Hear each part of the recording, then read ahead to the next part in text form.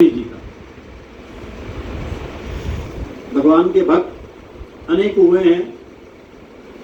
केवट भी है, शबरी भी है, निषादराज भी है, जटायु भी है, लक्ष्मण जी भी हैं, भरत जी भी हैं, अनेक हैं। लेकिन हर एक का अपना अपना महत्व अलग अलग है। जब मैं शबरी के चरित्र को पढ़ने लगा तो मैं इसकी डिटेल में जाता ही चला गया। और जब मैंने नवदा भक्ति पढ़ी तो मुझे बहुत कुछ मिला। भगवान राम ने, शबरी ने कहा कि मैं तो अनपढ़ हूं, मैं तो नीच जाति की हूं, मुझे तो कुछ नहीं आता। तो भगवान कहते हैं, मां मैं तुझे नवदा भक्ति देता हूं। जो नवदा भक्ति है, भक्ति की हर चीज निचोड़ के रखी भगवान ने। लेकिन फिर क्या कहा कि जिसमें 9 में से एक भी भक्ति हो उसका कल्याण निश्चित है। 9 में से एक भी भक्ति जिसमें हो। और भगवान कहते हैं, हे शबरी तुम में तो 9 की 9 है।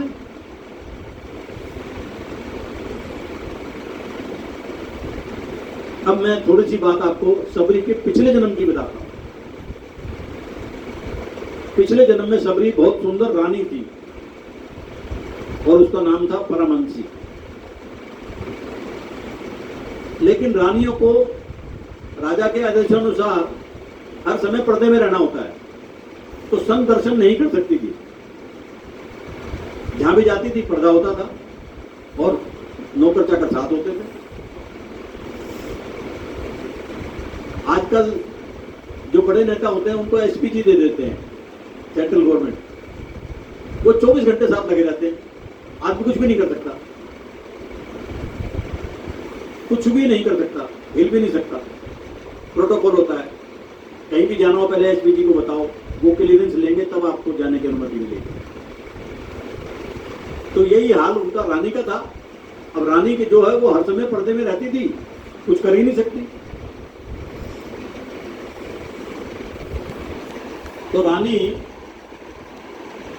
एक दिन गंगा स्नान के लिए गई और मां गंगा से प्रार्थना करी कि मेरा जन्म किसी छोटी जाति में हो। मैं तो तंग आ गई, मैं तो संतों को दर्शन भी नहीं कर सकती। ये इतने ज्यादा नौकर चाकर मेरे आगे पीछे लगा रखे हैं राजा जी ने, मैं तो दुखी आ गई। और अगले जन्म में वो छोटी जाति में उसका जन्म हुआ। शबरी का नाम जो है वो सबर जाति की थी, इसलिए शबरी है। राम के लिए उसने बहुत सबर किया, इसलिए शबरी है। पद्म पुराण में लिखा 10,000 वर्ष तक शबरी ने प्रतीक्षा की राम की, पद्म पुराण के अनुसार। और शबरी का असली नाम मोबाइल में मत देखना, और बताएगा बिल्ली शर्मणा, शर्मणा, शर्मणा। अब मोबाइल में बाद में देख लेना आप। शबरी का असली नाम शर्मणा है। शबरी जाति की है, इसलिए उसका नाम शबरी है।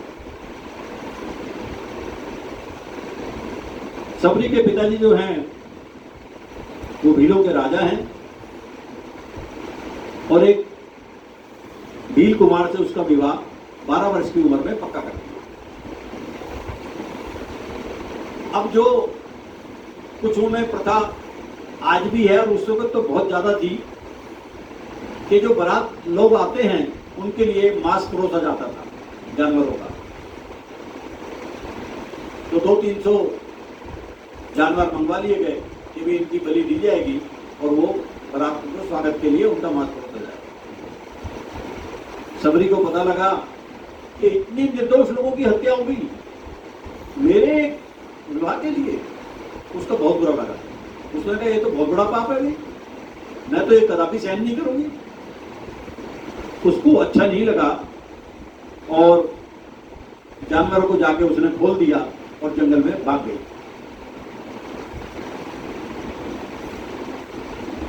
क्योंकि उसने कहा मेरे एक विवाह के लिए, जब बिल्ली ने पूछा ये इतने सारे जानवर क्यों लाए गए हैं, तो बोले बेटा जो तुम्हारी बारात आएगी उसका स्वागत के लिए उनको मांस परोसा जाएगा जानवरों का, इनकी हत्या की जाएगी। अरे बोलो राम राम, इतना बड़ा पाप मेरे लिए, मैं कदापि इसको सहन नहीं करूंगा। और वो वहां से भाग गए। कहाँ आई? मर्तक ऋषि के आश्रम में आई। दंड कारण वन में मर्तम ऋषि के आश्रम में आ गए। अब मर्तम ऋषि ने उसको अपने आश्रम में रख तो लिया, लेकिन वहां के आसपास के लोगों ने चर्चा शुरू कर दी कि ये तो गुरु जी कुछ बेकार हो गए, गुरु जी तो इसने तो इसको रख लिया अपने आश्रम में। लेकिन गुरु ने किसी की परवाह नहीं की और अपने आश्रम में रख लिया सबरी। ये उसकी गुरु से भेंट कैसे हुई सबरी की? वो क्या करती थी, जंगल में छिपकर वहां से लकड़ियां वगैरह बीनती थी, झाड़ू बुहारी लगा देती थी और सूखी हुई लकड़ियां यज्ञ के लिए रख देती थी। जो संत लोग सुबह सुबह उठ के यज्ञ करते थे नियमित रूप से, झाड़ू बुहारी लगाए, साफ कर दिया, जंगल से लकड़ी ले आई, कुछ फूल तोड़ के ले आई, सेवा का भाव करती थी। एक दिन मर्तम ऋषि ने कहा कि इतनी सेवा कौन करता है रोज? बोले हमें नहीं पता। तो उसने एक आदमी की ड्यूटी लगाई कि भाई रात भर तुम जागो और देखो ये सेवा कौन करता है। सेवा तो रोज हुई होती है, करता कौन है? तो पता लगा एक ये महिला है सबरी नाम की, वो सब करती है। तो मर्तम ऋषि उनसे सेवा से उनकी प्रसन्न होकर अपने आश्रम में आश्रय दे दिया। और मरते समय मर्तम ऋषि ने कहा कि एक दिन तेरी कुटिया में राम आएंगे, एक दिन तेरी कुटिया में राम आएंगे। लेकिन तारीख नहीं बताई। अब सबरी को भी नहीं पता, कैलेंडर वलेंडर तो कुछ जानते नहीं, उस समय तो होता ही कुछ नहीं था। तो सबरी क्या करती, अब राम के प्रतीक्षा में रोज फूल बिछा देती, रोज सफाई कर देती, रोज अच्छे अच्छे खाने के फल फूल रख देती। तो किसी ने कहा सबरी तू ये किसके लिए करती है? बोले राम आएंगे। तेरा दिमाग खराब हो गया, राम आएंगे? कोई राम नहीं आवाज, सबरी तो पागल हो गई। लोगों ने पागल कहना शुरू कर दिया। लेकिन वो अपने कर्म में लगी रही। और मरते समय गुरु जी ने कहा था उसको कि भगवान किसी की जाति नहीं देखते हैं, भगवान तो भक्ति भाव देखते हैं। भगवान तेरी जाति देख के नहीं आएंगे, भगवान की योग्यता कोई नहीं है, मानो एक भक्ति का नाता। भगवान ने कहा कि भगवान तो केवल और केवल एक भक्ति का नाता मानते हैं और कोई नाता नहीं है उनके पास। सबरी जो थी अकेली कुटिया में राम का स्मरण करती, आंगन बुहारती, ताजा फल ला के रखती, नित्य प्रतीक्षा करती। और एक दिन भगवान की फोटो देखकर सबरी रोने लगी कि मेरे राम कब आए। कहते हैं जो सांवरे को ढूंढता है एक दिन सांवरा उसको ढूंढता है। सबरी सवारे रास्ता आएंगे राम जी, काटा लगे ना कोई कोमल है राम। नित्य प्रति बरसों बरस, पद्म पुराण तो कह रहा है 10,000 वर्ष तक सबरी ने प्रतीक्षा करी। लेकिन शब्दों पर कितना विश्वास है? गुरु के गुरु वचनों पर विश्वास है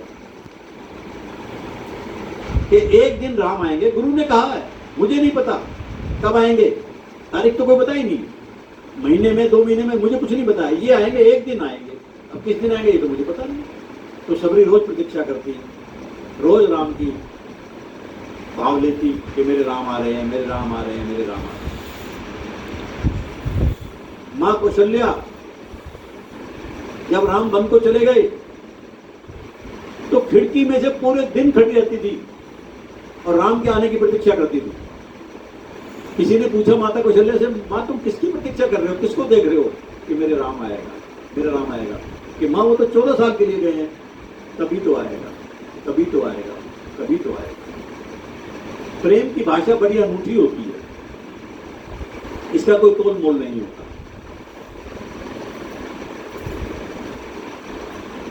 कहते हैं मेरे राम आएंगे, मेरी कुटिया के भाग जग जाएंगे, मेरे जन्मों के पाप कट जाएंगे, मैं उनके चरण पखारूंगी जी भर के निहारूंगी। अब भगवान राम का आगमन होता है, भगवान राम आगे। गुरु जी ने 5 पहचान बता दी थी सबरी की कि ऐसे होंगे राम, उनके साथ एक उनका भाई भी होगा, ऐसे हाथ होंगे, ऐसा मुकुट होगा, ऐसा सिर होगा। तो सबरी ने राम को पहचान लिया। उन्होंने कहा सबरी ले मैं आ गया। सबरी निशब्द हो गई, उसको समझ में नहीं आ रहा मैं क्या करूं, कैसे भगवान का स्वागत करूं। चरणों से लिपट गई और सबरी ने जब भगवान का प्रक्षालन किया है तो आंसुओं से किया है, अंजलि में लेकर। तो लोटा खाली तो था ही नहीं कोई, हथेली रख ली और उसी में आंखों के आंसू भर गए और उसी से उसके चरण धो रहे भगवान। सबरी बोल नहीं पा रही है, अपने गुरु मर्दन ऋषि के वचनों को याद कर रही है, प्रेम में मगन हो गई है। सुंदर आसनों पर बिठाया और भगवान कहते हैं सबरी मैं आ गया।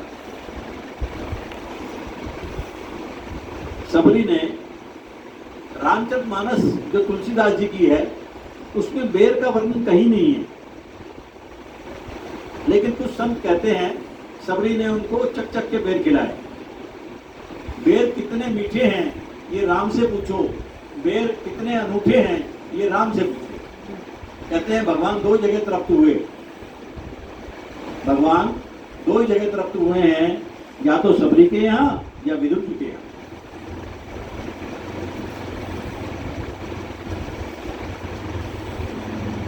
हाथ जोड़कर रह गई खड़ी, भगवान की स्तुति कैसे करूं, सबरी को कुछ समझ में नहीं आ रहा। जो बेर राम जी को खिलाए झूठे, वो लक्ष्मण ने नहीं खाए, फेंक दिए पीछे। वही बेर जो लक्ष्मण जी के लिए फेंक दिए गए थे वही जड़ी बूटी बनी द्रोणाचार्य पर्वत पर, और वही लक्ष्मण जी की जान बचाने के काम आया।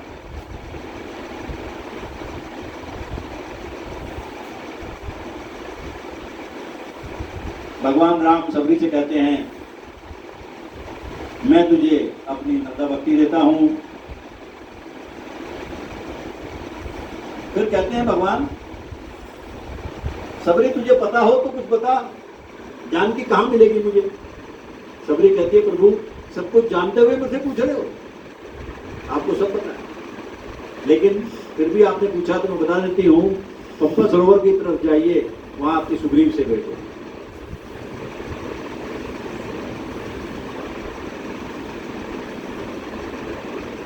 जब राम जी के दर्शन कर लिए, सबरी की जो इच्छा थी वो पूर्ण हो गई। प्रभु के दर्शन अपने हृदय में ले आई और दर्शन कर कर हरिपद में लीन हो गई, प्राणों को त्याग। क्योंकि उसकी एक इच्छा थी मुझे राम के दर्शन हो जाए, वो इच्छा हो गई, इच्छा पूर्ण हो गई, देह का त्याग कर। तुलसीदास जी कहते हैं ऐसे राम चरणों से हम सभी को प्रेम करना चाहिए। अब इसमें बात आई है, भगवान ने सबरी को एक जगह मां कहा और एक जगह भामनी कहा।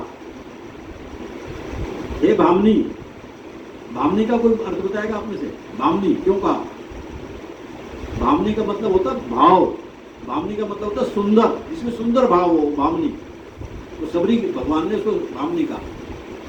तो जब उसको सुंदरी कहा तो वो तो और खुश हो गई कि भगवान मुझे सुंदर कह रहे हैं, उसके भाव इतने सुंदर हैं तो उसको भगवान सुंदर कह रहे हैं। अब इसमें जो नर्मदा भक्ति आती है वो सबसे पहला प्रश्न है भक्ति का। अब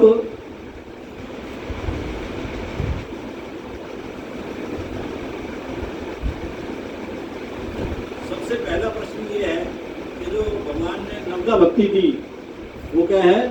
राम नाम के हीरे मोती मैं बिखराऊं गली गली, ले लो रे कोई राम का प्यारा, शोर मचाऊं गली गली। बोलो राम, बोलो राम राम राम, बोलो राम, बोलो राम राम राम, बोलो राम, बोलो राम राम राम।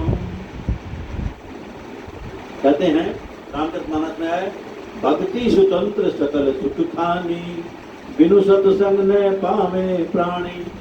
भक्ति स्वतंत्र है, आप करो या ना करो, भक्ति स्वतंत्र सकल सुख खानी, और सुखों की खान है। और बिनु सत्संग न पावे प्राणी, बिना सत्संग के प्राणी को भक्ति नहीं मिलेगी। दूसरी कहते हैं, राम भक्ति मनि उर्वश जाके, दुख लवलेश न सपने उतारे। जिसके हृदय में राम की भक्ति है उसको सपने में भी दुख नहीं आ सकता। राम भक्ति मनि उर्वश जाके, दुख लवलेश न सपन होता, उसको सपने में भी दुख नहीं आ सकता। अब भक्त के लक्षण बताए गए हैं। एक तो भक्त का जो है वो मन शांत होता है, भक्त किसी से मांगता नहीं है और भयभीत भी नहीं होता। भगवत गीता में 12वें अध्याय में 8 श्लोकों में बताया है, 12.13 से लेकर 12.20 तक, मेरे परम प्रिय भक्त कौन हैं, जो हर स्थिति में संभाव रहते हैं, दुख में, सुख में, लाभ में, हानि में, यश में, अपयश में, हर जगह जो संभाव रहते हैं, वो मेरे अत्यंत प्रिय भक्त हैं। 8 श्लोकों में भगवान ने बताया। रामचरितमानस क्या कहता है भक्त के लक्षण में? मम गुण गावत पुलक शरीरा, गद गद गिरा नैन बह नीरा, कामादि बंधम न जाके, तात निरंतर बस में ताके। भक्त के लक्षण बताया, मम गुण गावत पुलक शरीर, जो शरीर, जो व्यक्ति मेरे गुणगान करता है, गदगद गिरा नैन बह नीरा, और मुझे याद करके रोता है, और काम आदि बंधम न जाके, उसकी कोई कामनाएं नहीं है, कोई अहंकार नहीं है, और तात निरंतर बस में ताके, मैं उसके बस में होता हूं। भक्ति के लिए कहते हैं वितनी चित्त चाहिए। भक्ति कहाँ होगी? जहां बैठ जाओ। ऐसा कुछ नहीं है, भक्ति के लिए मंदिर में जाना जरूरी है। आप घर में भी कर सकते हैं, आप पलंग पे भी कर सकते हैं, आप लेटे लेटे भी, बैठे बैठे भी कर सकते हैं। यह है भगवान की प्रेम में सेवा। अब जो मीरा है, मीरा की समर्पण भक्ति है, सुदामा जी की निष्काम भक्ति है, गोपियों की प्रेमा भक्ति है, हनुमान जी की दास्य भक्ति है, तुलसीदास जी की दासदास भक्ति है, और केवट की निर्मल भक्ति। कुल 64 प्रकार की भक्ति बताई गई है, और उस 64 में से 5 प्रकार की भक्तियां जो है वो प्रमुख है। जैसे संकीर्तन, ब्रजवास, साधु संग, विग्रह सेवा और स्वर्ण। कथा का सुनना, विग्रह सेवा, ब्रजवास और संकीर्तन, ये 5 प्रकार की प्रमुख भक्तियां बताई गई हैं। जो शुद्ध भक्त है भगवान का, भक्तों की श्रेणी में भी जो शुद्ध भक्त है, जो भगवान से किसी भी परिस्थिति में कुछ नहीं मांगता, कितना भी कष्ट में हो भगवान से नहीं मांगता, भगवान मेरे कष्ट दूर कर दो, कोई चीज उसकी मांग नहीं है भगवान से किसी प्रकार की भी। ना वो मुक्ति मांगता है, ना वो मोक्ष मांगता है, ना वो विचलित होता है किसी परिस्थिति में। वो सोना और कंकर को समान समझता है। जो प्राप्त है वही पर्याप्त है, जो प्राप्त है वही पर्याप्त है, ऐसा समझता है। अब जो भक्ति लोग करते हैं उसमें बाधा क्या क्या है? पहली बाधा है सुख, दूसरा है संपत्ति, और तीसरा है संबंधी। ये 3 लोग परेशान करते हैं भक्ति वाले लोग, सुख, संपत्ति और संबंधी। अरे क्या बेकार की माला वाला कर रहा है, क्यों समय खराब कर रहा है, कुछ नहीं होता इससे, मैं तो करके छोड़ दी, 10 साल कर रही थी मैंने, छोड़ दी, तो कुछ नहीं होता। उसको डिस्करेज करते हैं बिना मतलब। या संपत्ति में आदमी लगा रहता है, लंबी बात हो जाएगी इसको करने लगे। अब क्या करें? जब करें विग्रह सेवा करें, और कृष्ण प्रसाद, मतलब जो कुछ भी आप ग्रहण करें वो पहले भगवान को प्रसाद लगाएं। भगवत गीता कहती है कि जो भक्त मेरा प्रसाद खाता है उसको मैं सारे पापों से मुक्त कर देता हूं। अब प्रश्न ये है प्रसाद कैसे लगाएं? हमें तो मंत्र तो आते नहीं। अरे भाई, जो भी थाली आपके सामने भोजन की आती है उसमें एक तुलसा जी का पत्ता रखो। सारी दुनिया में जहां भी भगवान का भोग लगता है तुलसा जी का पत्ता होता है, आज भी होता है। और बस भगवान को अर्पण करके 1 मिनट के लिए एक अर्पण कर दो, हो गया कृष्ण प्रसाद। कितना सरल। भगवान कहते हैं, हे अर्जुन, तुम घोषणा कर दो मेरे भक्त का कभी विनाश नहीं होता। लेकिन भगवान से अर्जुन ने क्यों कहा? अर्जुन से क्यों कहा घोषणा करने को? क्योंकि भगवान भक्तों की बात करो। अर्जुन, तुम घोषणा कर दो मेरे भक्त का कभी विनाश नहीं होता। भगवान कहते हैं गीता में, जो मेरे अनन्य भक्त हैं वो मेरे साक्षात दर्शन कर सकते हैं। जो मेरे अनन्य भक्त हैं अनन्य का मतलब होता है अन्य और कोई नहीं, अनन्य और कोई नहीं। जब भगवान को वनवास हुआ तो लक्ष्मण जी ने कहा राम से, माता पिता जानू न काहू, मैं किसी को नहीं जानता, मेरे तो सब कुछ आप हैं, मैं नहीं जानता किसी को। राम ने कहा भी अपनी माँ से आज्ञा लिया, वो बोला नहीं मैं किसी को नहीं जानता, मैं तो आपके साथ चलना है, मुझे बात करो। जो भक्त 3 बार होता है, जब भगवान से प्रार्थना करता है, जब भगवान नहीं मिलते हैं और जब भगवान मिल जाते हैं। 4 प्रकार के भक्त बताए गए हैं। एक तो अर्थार्थी होते हैं जिनको धन की आवश्यकता होती है। दूसरा आर्त होते हैं जो संकट में भगवान को याद करते हैं, जब कोई कष्ट आता है तो भगवान को याद करते हैं, हे भगवान हे भगवान हे भगवान। और एक जिज्ञासु जिनको होती है भगवान को जानने की, भगवान को मानने की। और एक होता है ज्ञानी भक्त जो भगवान को ज्ञान के द्वारा प्राप्त करने की कोशिश करते हैं, जानने की कोशिश करते हैं। अब एक छोटा सा भजन अग्रवाल जी।